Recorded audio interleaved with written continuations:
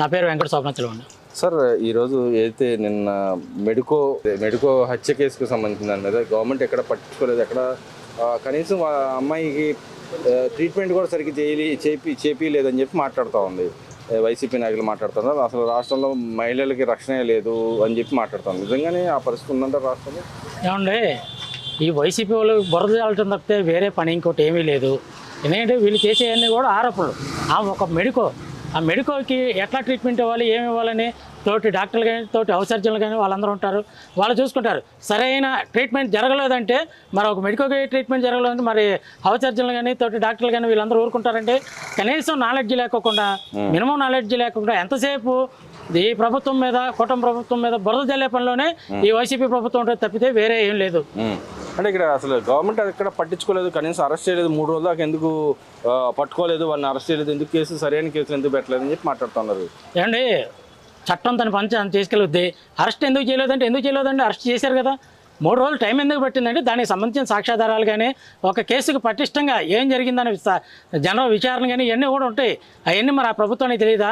వాళ్ళ ప్రభుత్వంలో మరి డోర్ డెలివరీలు చేసినా, చంపేసినా, నడి రోడ్ల మీద చంపేసినా కనీసం ఎమ్మెల్యేలు కానీ ఎమ్మెల్సీలు కానీ అరెస్ట్ చేసిన పరిస్థితి లేదు. ఈ రోజు ఏదో మేము వచ్చాము ప్రజలకు ఏదో అండుకుంటాం చేస్తామంటే ఇవన్నీ కూడా ప్రజలు నమ్మే పరిస్థితులు లేరు. లా అండ్ ఆర్డర్ వచ్చేపటికి సరైన స్థితిలోనే ఉంది. ఏ విధంగా జరగాలో ఆ విధంగా జరుగుతుంది. గంజాయి బ్యాచ్ మీద కానీ, మత్తు పదార్థాల మీద కానీ, ఇతర మహిళల రక్షణ విషయంలో కానీ ఈ ప్రభుత్వం కఠినమైన చర్యలు తీసుకుంటుంది. కాకపోతే సరైన సాక్ష్యాధారాల కోసం ఒక మనిషిని అరెస్ట్ చేయాలంటే ప్రాథమిక సాక్ష్యాధారాల కోసం వాటి కోసం 2 రోజులు కానీ 3 రోజులు కానీ టైం పడుతుంది. మరి వాళ్ళు మొత్తం తాగి చేశారా, ఏ విధంగా చేశారు, మరి వాళ్ళకి ఏదన్నా అంతర్గతంగా గొడవలోని ఇవన్నీ కూడా మరి వాళ్ళు విచారించుకున్న తర్వాత అరెస్టులు చూపిస్తారు.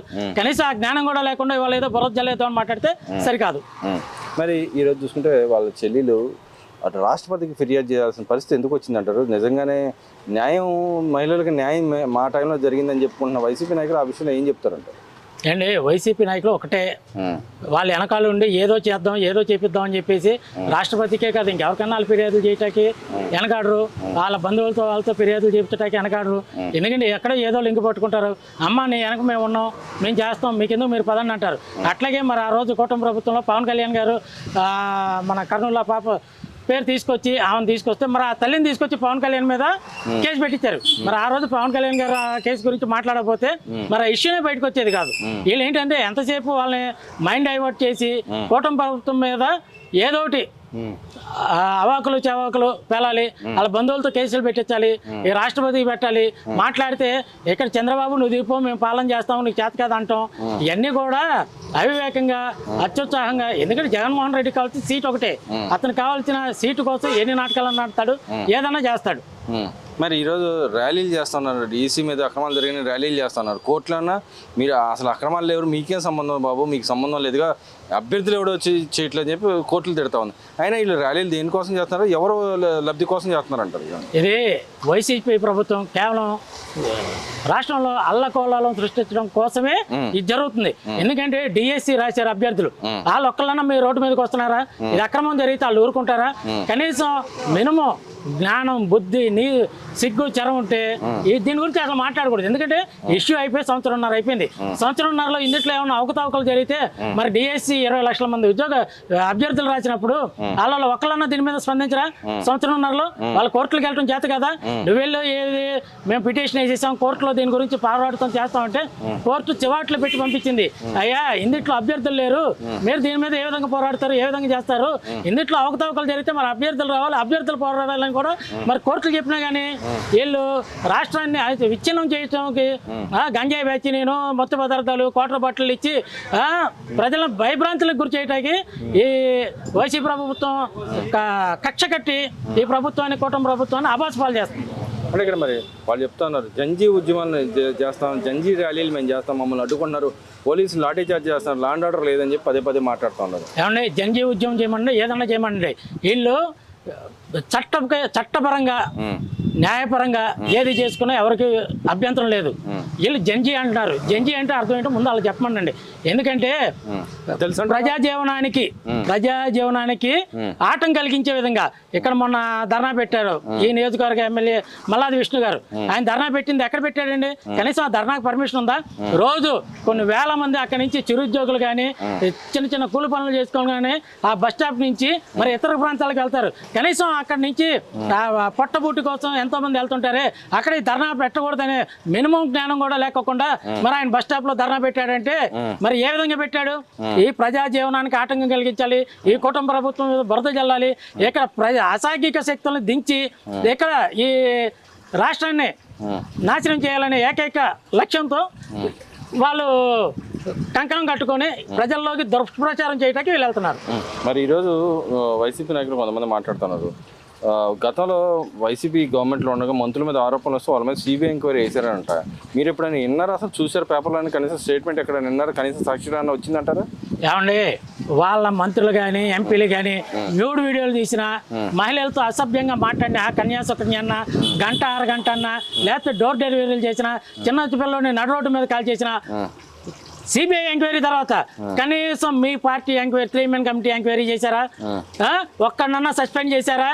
ప్రత్యక్షంగా దొరికిన అనంతబాబునే మీరు సస్పెండ్ చేయలేకపోయారు, అంబటి రాంబాబుని సస్పెండ్ చేయలేకపోయారు, అవంతి శ్రీనివాసుని సస్పెండ్ చేయలేకపోయారు. ప్రత్యక్షంగా దొరికిన వాళ్ళు, ప్రత్యక్షంగా మహిళలు వచ్చి బయటికి వాళ్ళ గోడు చెప్పుకున్న వాళ్ళు, వాళ్ళకే మీరు న్యాయం చేయలేనప్పుడు సిబిఐ ఎంక్వైరీ ఎక్కడ వేశారు? ఏ పేపర్లో వేశారు? మీ సాక్షులన్నా ఈ సిబిఐ ఎంక్వైరీ వేశారు అనేది మీ సాక్షి ఛానల్లో చూపించగలిగారా? ఎందుకండి ఇవన్నీ బోగస్ మాటలు, అబద్ధాల మాటలు? దానికి గాను ఈ ప్రజలు పడిన బాధలకి ఈ 5 సంవత్సరాలు నెట్టుకొచ్చి వాళ్ళకి 11 సీట్లతో కూర్చోబెట్టారు.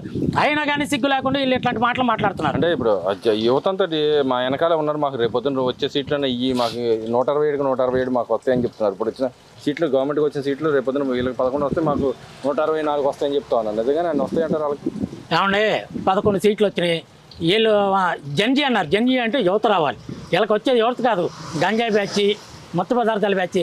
100, 200 బిర్యానీ పొట్లం 500 ఇచ్చి జనాల్ని తరలించుకోవటం మానేసి, నిజంగా జగన్మోహన్ రెడ్డికి దమ్ముంటే ప్రజల మధ్యలోకి నువ్వు రా, పాదయాత్ర చేస్తాను, ఎన్నిసార్లు ఎందుకు వాదేస్తున్నావు? జనాల్లోకి రా నువ్వు. అంటే ఇప్పుడు వస్తున్నారంట కానీ వెనకాల వచ్చేవాళ్ళందరూ వాళ్ళేనంట కదా. అక్కడ జనాల్లోకి రావడం సార్, పాదయాత్ర అంటున్నాడు. పాదయాత్ర ఎందుకు చేయట్లేదు? ఎవరో జగన్మోహన్ రెడ్డికి కావాల్సిందంటే ఎవరైనా చనిపోతేనో లేకపోతే ఒక బాధితుల జోలికి వెళ్ళండి. ఆయన అంతసేపు ఎవరైనా వాళ్ళ నాయకుడు మర్డర్ చేస్తే వాళ్ళ మర్డర్ చేసిన నాయకుడిని పరామర్శిస్తాడు, బాధితులను పరామర్శించాడు. ఎవరైనా గంజాయి బ్యాచ్ ఎవరైనా ప్రజలు కొట్టారనుకో, పోలీసులు గంజాయి బ్యాచ్ని అరెస్ట్ చేస్తే గంజాయి బ్యాచ్ని పరామర్శించడానికి వెళ్తాడు తప్పితే అక్కడ బాధితులు పరామర్శించడానికి వెళ్ళడు. ఇట్లా మీరు ఎన్నో ఉదాహరణలు ఉన్నాయి ఆయన గురించి చెప్పడానికి. వాళ్ళంటి వాళ్ళు చివరి రోడ్డు మీద మాట్లాడి మేము ప్రజల పక్షాన ఉన్నాం, ప్రజలకు మేలు చేస్తా ఉంటే నమ్మే పరిస్థితుల్లో ప్రజలైతే లేరు. దేనికోసం వెళ్తాడంటారు ప్రజలు?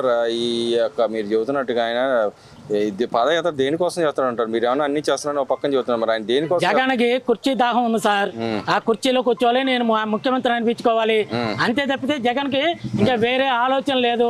ఈ రాష్ట్రాన్ని దోచుకోవాలి, తినాలి, ఈ డబ్బంతా తీసుకెళ్లి లండన్ లో దాచుకోవాలన్న ఆలోచన తప్పితే వేరే ఆలోచన జగన్కి లేదు. ఎంతసేపు నేను అధికారంలో ఉండి అధికార కాంక్ష తీర్చుకోవాలి.